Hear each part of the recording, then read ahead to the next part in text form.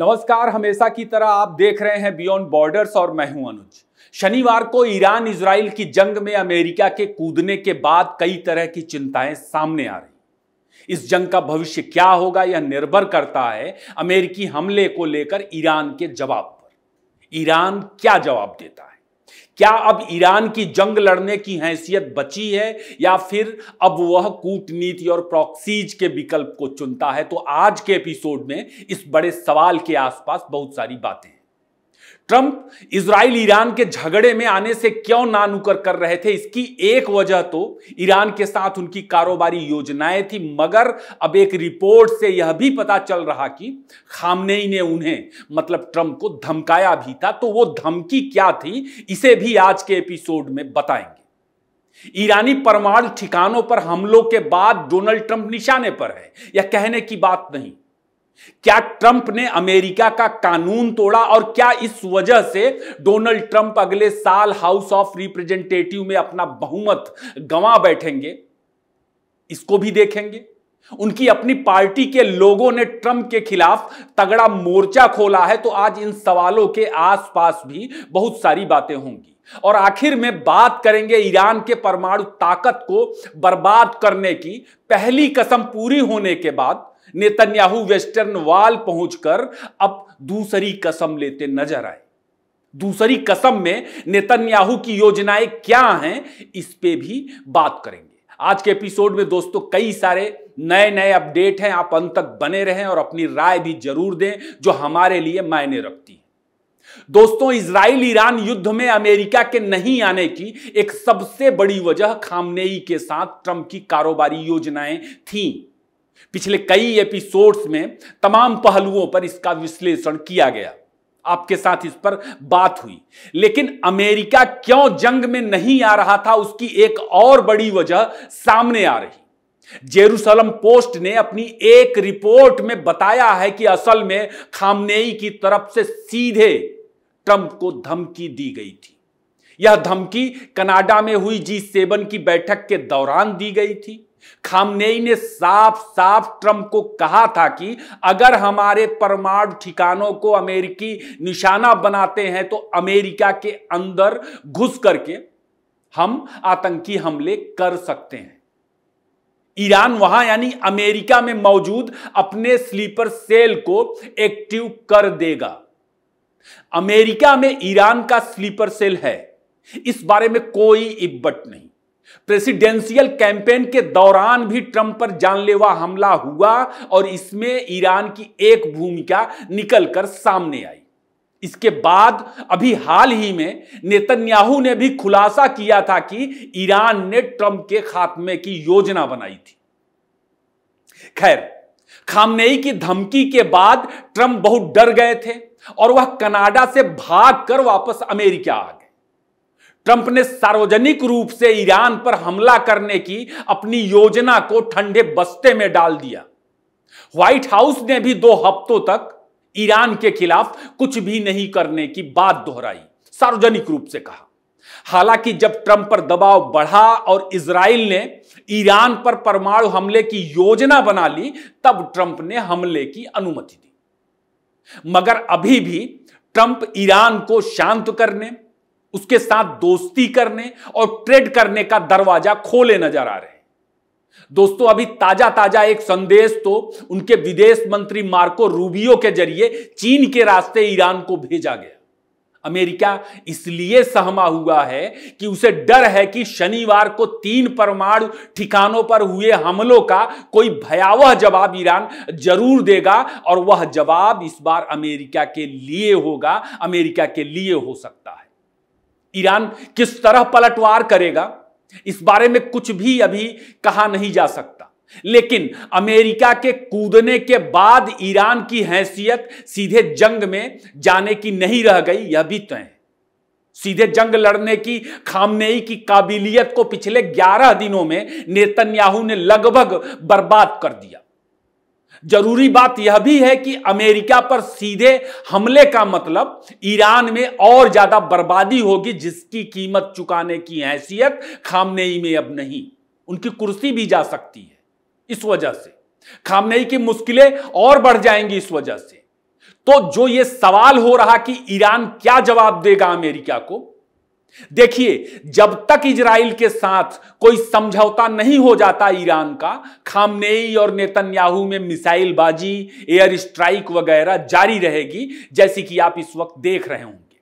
लेकिन संकेत तो तमाम चीजों से यही निकल के आ रहे कि ईरान यहां कूटनीतिक या प्रॉक्सीज वाले विकल्पों से ही जवाब देना चाहेगा अमेरिका को, और इसके तहत ईरान आतंकी हमले करवा सकता है, जिसकी आशंकाएं जताई जा रही, और इसलिए करवा सकता है क्योंकि सीधे तौर पर इसकी जवाबदारी ईरान की नहीं होगी। अब देखिए, न्यूयॉर्क टाइम्स की एक रिपोर्ट में ईरान समर्थित आतंकी समूहों की तरफ से इराक और सीरिया में अमेरिकी ठिकानों पर जवाबी हमले की बात कही गई। सीरिया के एक चर्च में आत्मघाती हमले की खबर भी इस बीच सामने आ चुकी है। उधर क्रिस्टी नोएम ने एंटी-एएस बुलेटिन जारी किया, जिसमें उन्होंने अमेरिका के अंदर बढ़ते खतरे के माहौल की ओर लोगों का ध्यान आकृष्ट कराया। अमेरिका का स्टेट डिपार्टमेंट दुनिया भर में अपने लोगों के लिए एडवाइजरी जारी कर रहा, तो अमेरिका में आतंकी हमला और इराक सीरिया में ईरान की जवाबी कार्रवाइयां आने वाले दिनों में दिख सकती हैं। दूसरा कदम ईरान कारोबारी नुकसान पहुंचाने के लिहाज से उठा सकता है। किसको?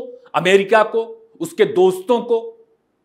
3 परमाणु ठिकानों पर हमलों के बाद ईरान की संसद ने शनिवार को ही होर्मुज जल डमरू मध्य को बंद करने की जो उसकी योजना है, उसको मंजूरी दे दी, बावजूद कि इस पे अंतिम फैसला वहां की सुप्रीम सिक्योरिटी काउंसिल को लेना है। होर्मुज जल डमरू मध्य से दुनिया भर को बड़े पैमाने पर तेल और गैस की आपूर्ति होती है। इसकी वजह से अगर ईरान ने ऐसा किया तो कच्चे तेल की कीमतों में उछाल, बहुत तगड़ा उछाल दिखेगा, वह दिखने लगा है। यह फैसला तमाम ईरान विरोधी देशों को नुकसान पहुंचा सकता है, शामिल अरब। अमेरिकी विदेश मंत्री मार्को रूबियो ने चीन से विनती की है कि ईरान को ऐसा करने से चीन रोके, क्योंकि ईरानी फैसले का असर अमेरिका पर तो ज्यादा नहीं पड़ेगा, लेकिन अफ्रीका, एशिया और दूसरे तमाम देशों के द्वीप ईरान के फैसले से परेशान हो सकते हैं। दुनिया परेशान हो सकती है। इससे चीन को बहुत ज्यादा नुकसान होगा। चीन बड़े पैमाने पर यहां से सस्ते तेल और गैस ले जाता है। अमेरिका को यह नुकसान होगा कि तेल बेचने और खरीदने वाले उसके मित्र देशों को झटका लगेगा, और इस मौके का फायदा कहीं ना कहीं रूस को मिल सकता है। जहां तक भारत की बात है, तो भारत ने अपने दूसरे विकल्पों को खोल दिया है। बाकी यह कदम ईरान के लिए भी आत्मघाती ही है, लेकिन उसका अमेरिका विरोधी अहम पूरा होगा तो वह ऐसा कर सकता है। नतांज, फोर्दो, इस्फहान के परमाणु ठिकानों पर हमलों के बाद ट्रंप को दुनिया भर के अलग अलग हिस्सों में लेफ्ट लिबरल हमास समर्थक धड़ों के विरोध का सामना करना पड़ रहा। उनके नए नए मित्र असीम मुनीर को भी सामना करना पड़ रहा। ईरान को इंटेल देने और कथित रूप से परमाणु ठिकानों पर ईरान के जो हमले हुए, उसके लिए अमेरिकी बॉम्बर्स को अपना एयर स्पेस देने, इन तमाम वजहों से पाकिस्तान में इस वक्त जोरदार विरोध प्रदर्शन देखने को मिल रहा। अमेरिका के खिलाफ, असीम मुनीर के खिलाफ। पाकिस्तान में ट्रंप और मुनीर के विरोध में नारे लगाए जा रहे हैं और रैलियां निकाली जा रही। ट्रंप सिर्फ ईरान ही नहीं बल्कि अपने लोगों के निशाने पर भी है। उन पे यूएन चार्टर के उल्लंघन का आरोप लग रहा। अमेरिका में डेमोक्रेटिक पार्टी के कई नेता हमलों में ट्रंप की निंदा तो कर ही रहे, उन्हें संविधान और कांग्रेस के अधिकारों का अतिक्रमण करने का आरोपी भी बता रहे हैं, और इसी आधार पर उन पे यानी ट्रंप पे महाभियोग की बातें भी सामने आ रही अमेरिका में। इसका अंदाजा ऐसे लगाएं कि विरोध करने वाले लोग कौन कौन हैं। रिपब्लिकन सांसद थॉमस मैसी ने भी अमेरिकी हमलों को लेकर ट्रंप की आलोचना की है और उनके फैसले को असंवैधानिक बताया। मैसी ने कहा कि ईरान के परमाणु ठिकानों पर हमलों का अधिकार या फिर युद्ध शुरू करने का अधिकार केवल कांग्रेस के पास है। ट्रंप ने कांग्रेस के इस अधिकार का अतिक्रमण किया और इस वजह से रिपब्लिकन पार्टी अगले साल यानी साल 2026 में हाउस ऑफ रिप्रेजेंटेटिव्स में अपना बहुमत खो देगी। मैसी ने डेमोक्रेटिक सांसद के साथ मिलकर एक युद्ध शक्ति प्रस्ताव भी पेश किया है, जिसका मकसद असल में ट्रंप के रूप में राष्ट्रपति की सैन्य कार्रवाइयों पर अंकुश लगाना और कांग्रेस की शक्ति को फिर से स्थापित करना है। अमेरिका में लोगों को ऐसा लग रहा कि कांग्रेस की जो शक्ति थी उसे ट्रंप ने खत्म किया। जहां तक बात ईरान को लेकर इजराइल की है, नेतन्याहू की योजनाएं दोस्तों बहुत लंबी नजर आ रही। शनिवार को परमाणु ठिकानों पर अमेरिकी बॉम्बर्स के हमलों के बाद नेतन्याहू यरूशलेम में वेस्टर्न वॉल पहुंचे। वेस्टर्न वॉल को वेलिंग वॉल भी कहा जाता है। वेस्टर्न वॉल यहूदियों के दूसरे मंदिर का आखिरी बचा अवशेष है और यह मजेदार है, यह यरूशलेम के उसी दूसरे मंदिर का अवशेष है जिसे आज के ईरान यानी फारस के सम्राट महान साइरस के आदेश पर बनवाया गया था। यहूदियों के वापस लौटने पर बनवाया गया था। यहूदियों का पहला मंदिर बेबीलोन के राजा ने तोड़ा था। यहूदी यरूशलेम से निर्वासित हो गए थे। साइरस के दौर में वापस आए और दूसरी बार अरबों ने इसे ध्वस्त कर कब्जा किया और यहूदियों को वहां से भागना पड़ा। खैर, वेस्टर्न वॉल की दीवार में नेतन्याहू ने एक नोट रखा। इसे आप कसम या फिर संकल्प के रूप में भी देख सकते हैं। ईरान पर हमलों से पहले भी नेतन्याहू ऐसा ही संकल्प यहां रखकर गए थे और उसके बाद ईरान में क्या कुछ हुआ उसे आपने देखा होगा। तो पहले संकल्प से यह अंदाजा लग रहा कि ईरान के परमाणु ठिकानों की बर्बादी नेतन्याहू का एक लक्ष्य था। अब नेतन्याहू का दूसरा संकल्प क्या है, लक्ष्य क्या है? नेतन्याहू बार बार इसका भी संकेत दे रहे हैं।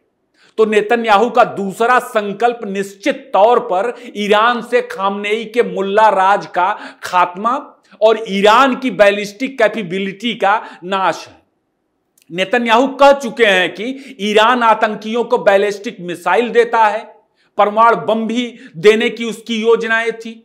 खामनेई रिजिम के अंत को लेकर अब तक ट्रंप और अमेरिका बचते रहे थे, लेकिन नेतन्याहू की कसम के बाद ट्रंप के बिल्कुल ताजे बयान पर भी गौर करिए, जिसमें ट्रंप ने ईरान में रिजिम चेंज होने की संभावना जताई है। यानी ईरान में क्या होने जा रहा है इसका अंदाजा हम और आप लगा सकते हैं। वह खामनेई रिजिम को हटाना भी है। आज के लिए बस इतना ही। एपिसोड आपको कैसा लगा जरूर बताएं, ज्यादा से ज्यादा लाइक और शेयर करें। फिर किसी नए टॉपिक पर मुलाकात होगी। आपने इतना वक्त दिया, आपका बहुत बहुत धन्यवाद।